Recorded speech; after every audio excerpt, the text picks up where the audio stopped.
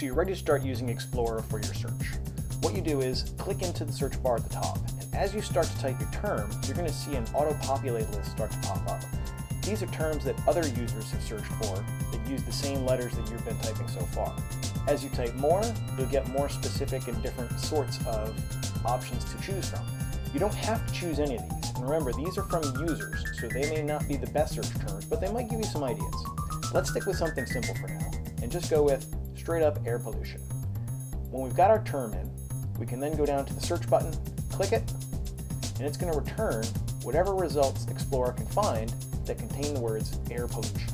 Now, we're going to see that there's quite a few results that come back. We're looking at over 46,000 results for air pollution alone. We're clearly going to need to figure out what we're looking at here. One thing to notice about this results list is that unlike when you do a Google search, all of the results that come back are going to be from reliable sources. So right off the bat, you're off to a better start than you are with a Google search. Now, the other thing you're going to notice is that there's several different kinds of results that have come up here. We've got reference, academic journals. Over here, we've got some Associated Press videos. We've got about 500 of those. So there's different kinds of resources that are coming up for us. Since 46,000 results are just too many to look at, what I want to do is look at this left side pane. Over here, I've got the option to add some limiters to my results. So right now, it's pulling back every kind of result it can find for me, which is great, except it's too many. So what I can do is I can go through this list of source types and say, which ones are really most useful? Magazines are probably going to help me out quite a bit. And newspapers, maybe books would be handy. I'm not going to probably need the academic journals that there's so many of, but I might want primary source documents. So this is going to limit my results quite a bit.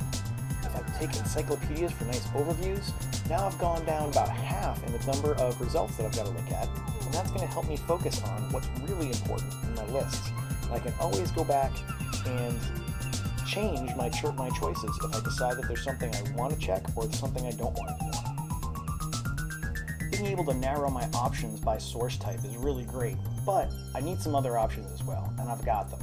In addition to source type, I can narrow by publication date, which dragging this slider allows me to say I don't want stuff from 1923, which is where the results started. I actually want to pull it into something more like the modern century. So I can drag that slider up until I get to the year I want to limit my results to. And that has reduced my number of hits by about 4,000, 5,000 hits, which is great.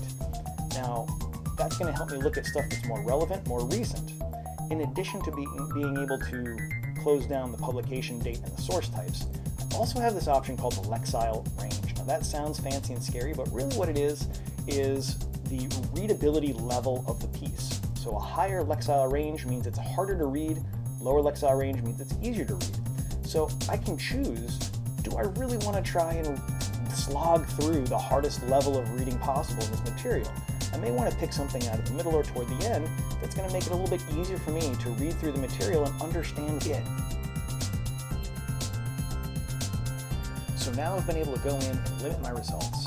So I've got many fewer. I'm down to about 650 from 40,000. So that's going to help me out quite a bit. But if I decide that I do want to open those results back up, I can come over to the left pane and I can just turn off any of these that I don't want. Maybe I want to see more advanced or lower Lexile ranges. So I can just click this little remove X, and now my results go back up and my Lexile range ability to choose comes back. So I've got the ability to turn these on, but also turn them off. Those are a couple of quick ways I can limit the number of results I get when I do a search.